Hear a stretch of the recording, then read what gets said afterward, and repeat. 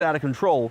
So you know what, let's see how many people actually agree with these puppets, with these global elitists who actually think that nothing's gonna happen. Let's see how many people are, I don't wanna say dumb, but willing to actually sign this and allow Ebola to come into our country.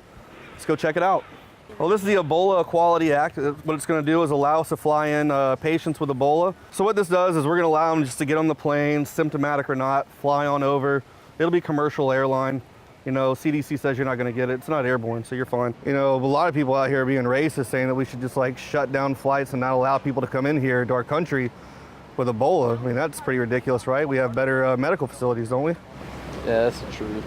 Can you believe all these people that say we should just stop flights from West Africa? And yeah, I think it's insane. I mean, I get their concerns and everything, but I mean, the CDC knows exactly what they're doing, right? Right, and I also think it might be very racialized. Hold on, I don't want to touch that yet. I gotta sanitize my hands. Never be too careful, you know? Yeah. I don't know where anybody's been around here. All right, thanks. And we can get them some football tickets, baseball tickets, hang out. There's still people that deserve to be taken care of. That's what Obamacare is for. We're gonna leave the southern borders open too if they wanna, you know, take a flight to, you know, Costa Rica and then travel up through Mexico and come in, they can come in that way. There's no one watching anyways. President Obama says you'll be fine, so there's nothing to worry about. No, I know, I'm a nurse, I'm studying nursing, so that's why I'm like, yeah. Bring people with Ebola over here? Right, why does it seem shocking? I think I'll pass. You don't want to bring Ebola to the country? No. Our president does, come on, the CDC says it's fine. People with Ebola deserve to live, come on. Look, we're gonna bring them into the country, fly them over, get them health care, come on. Excuse me, do you want to help save lives in West Africa? No one cares. We're a bunch of racists. Oh, and if you initial here, that's just agreeing that you'll, you know, take one of the patients in and help them out. All right. Okay. There we go. You're gonna initial. Well, hold that real quick. Nick, can never be too careful with this Ebola stuff going around. Oh, yeah. All right, thanks. There you go, man. You have a good one. So if we don't want to be a host, do we like not initial? Yeah, if you don't want to let an Ebola patient live with you, then just don't initial. There's a lot of people who do, though. Okay. But I mean, then again, if you don't want to die, I mean, that's safe to say, yeah. And just make sure you guys wear masks and stuff. No one else has gotten it with all the equipment on, right? Oh, never mind, those nurses did. Yeah, it's, who knows, maybe our government is crazy. So this is to have people come over here to be cured, or? Yeah, to bring them into our country so they can live a normal life. Yeah. I don't want any more people to die of Ebola, do you? No. There's lots of people dying, bleeding out of their eyes and ears and mouth, and it's horrible. But I mean, we'll bring them here to the country if they're symptomatic or not. We can get them sporting events tickets, hang out, let them move freely, have fun. We'll reunite them with their family to be administered to a hospital to receive the best treatment in the world. We've got Obamacare, that takes care of everything, and that's free. So come on, help save some lives. The more Ebola patients we bring into America, the better. Don't you guys agree? To receive medical care and reunite with their families if they have some, you know, like So what Thomas you want said. them to be able to come here? Yeah, let's bring them in. Obama says it's fine. The CDC says it's they're fine. full of shit. Oh, you think so? Hell yeah. I'm sorry. Oh, hold on. When you talk. I got to put my hand sanitizer on there. I don't know where you guys have been either. Yeah. Can never be too careful. All right, good. I don't have Ebola then. All right. Well, let's take care of the ones who do and bring them here and let them have fun. Open up the borders. All right, thanks, guys. Have a good Ebola day. The ones who survive got blood transfusions, though. But the ones who keep getting these experimental drugs die. But, you know, President Obama and CDC knows best. It's not like they've ever intentionally done stuff to harm us, like push vaccines or anything. Thank Cool. you. Make sure you get your flu shot, too. Yeah. You know, I think it's racist. All these Republicans, all these people are saying that we should shut down flights from West Africa and not let them come in. Don't you think that's pretty ridiculous? No, it's like I saw this news where they rejected a kid from college because he's from over there and he might have Ebola, and it's like he's smart and he's studying. Why are you gonna stop him from that? That's retarded. Let's let them all over here, right? Yeah. Oh, and if you initialed here at the end, that's saying that you'll host an Ebola patient. You'll let them come over and hang out. You take care of them, read them stories, you know. Oh, cool. Thanks. We'll get a hold of you guys when we bring the Ebola patients in. As you can see, I just spoke to about 30 people, and the most disturbing part of this is out of 30 people, I was able to get 17 signatures, an entire full clipboard in less than an hour.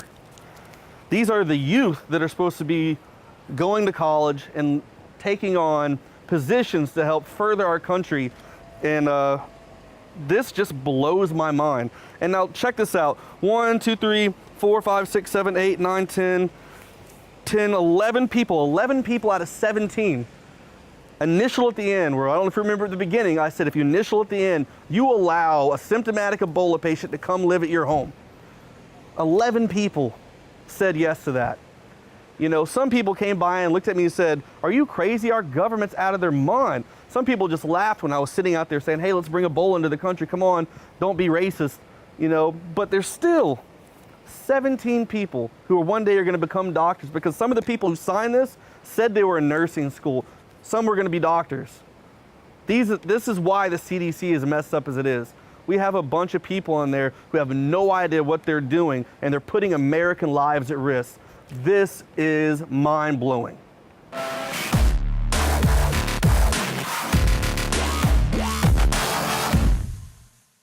I began to get into iodine a few years ago because it was helping me and my family so much get healthy and detoxify. I believe our research is conclusive. This is the best iodine out there. And I know this for a fact. Nobody else has got iodine based on these pure crystals, ladies and gentlemen. For a limited time, experience the ancient power of Survival Shield X2. Take advantage of this unprecedented 30% off Super Detox Special at InfoWarsLife.com. Introducing the first proprietary oxygen-based intestinal cleanser, OxyPowder.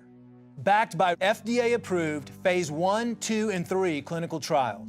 All the toxins from the air, the food, the water, ultimately ends up in the gut or affects the gut. Take your health into your own hands and start cleansing your body today with OxyPowder. Secure your OxyPowder today at InfoWarsLife.com. That's InfoWarsLife.com.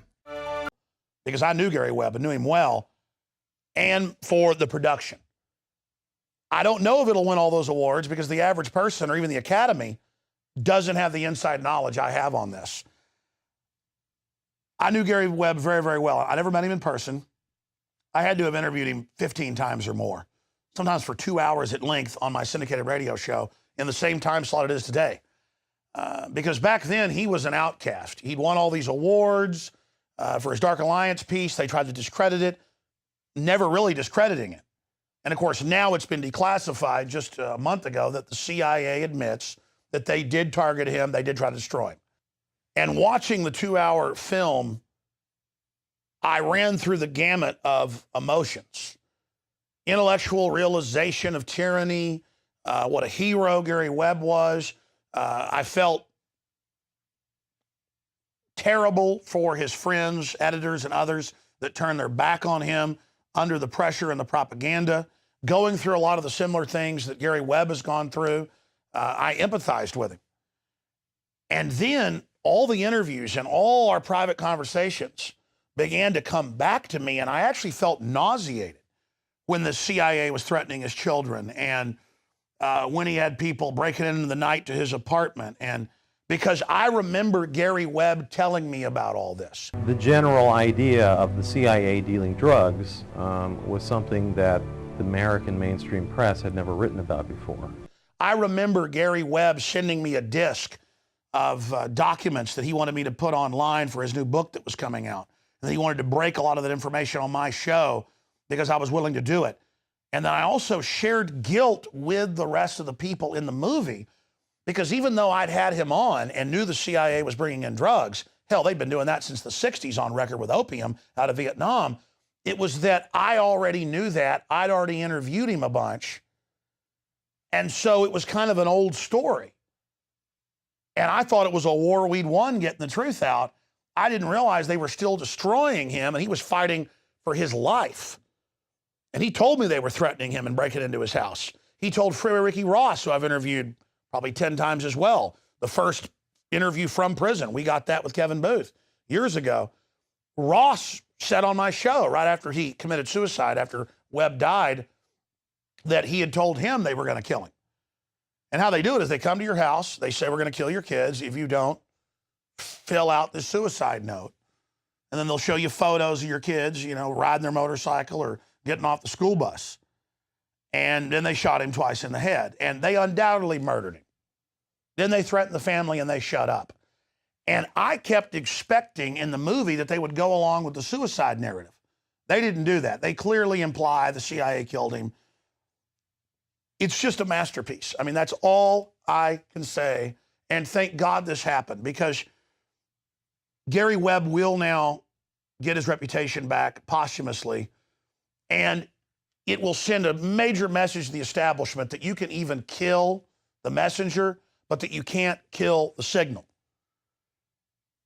I am now going to tear apart the 5 storage buildings we have with all our old books and videos and tapes and letters and tax documents to try to find that disc. And I'm also going to try to dig out all those interviews that should have been online, but we're having trouble finding them, to try to really make at least a documentary for INFOWARS Nightly News, adding to the master work that the director and the producers have done with Kill the Messenger. If you see one movie in 2014, if you show your friends and family one film in 2014, if professors are going to recommend one film in 2014 for their college students to go see, it's this. Because I covered this in depth. I interviewed him and the other major players involved, famous Iran-Contra whistleblowers like Tosh Plumlee and countless others. I've probably interviewed, let's not exaggerate, 30 or more CIA whistleblowers, like Terry Reid, who was there at Mina loading the cocaine with Oliver North and Clinton. I mean, I've been in this as much as Gary Webb. I've been threatened over this. And I'm not here lionizing myself. I got nauseated when I realized I was right in the middle of this, and am in such a haze covering all this stuff that I didn't even click that I was in the middle of this, and didn't even appreciate Gary Webb wanting to work with me. And it makes me see all the other stories I drop. But you know what? I can't cover it all. My team can't handle it all either. That's what's so crazy about the level of corruption, is it's just overwhelming. And while I was watching the movie, I remembered the last conversation I ever had with Webb. I kept saying, yeah, I'll put the website up. Yeah, I'll help you. And he called up and he said, man, they're destroying my life. I've got all the documents to prove it now. I've got this book coming out to vindicate myself. And you said you'd help me. And I'll even help you. I'll even pay you after I'm able to sell the book. They've taken everything I got. What the hell's your problem? Jones, you told me you'd help me. Nobody helps me. And slammed the phone down. And I thought, well, kind of a jerk, but I get why he's under attack. Oh, whatever. And then his head's blown off a few months later. So whatever you do in your life, folks, stand up for whistleblowers, support them, go the extra mile. But in the final equation, he's been vindicated. And I don't know why the CIA came out a month ago and admitted that they targeted him and tried to destroy him and did all this. Maybe they feel guilty for what they've done. I don't know. Or maybe it's just a threat to all other journalists, and they think this will create a chilling effect. It's just so sick. And now it's come out, the rest of the story, that they're running the Los Zetas crew. It's in the El Paso Times, the Chicago Tribune, that these drug dealers bringing in billions a month in cocaine and other drugs are admitting they work for the CIA to control the networks. That the big banks laundered 370-something million in drug money in a 2-year period. That was even in Bloomberg a few years ago. And no one gets in trouble. Gary Webb is and was a true hero. And when they threatened his children and his wife and his family, he didn't back down. And then I watched those actors playing the parts of the editors and the people at the San Jose Mercury News, and how they turned their back on their friend. I didn't hate them. I felt sick at just the herd, cowardly mentality.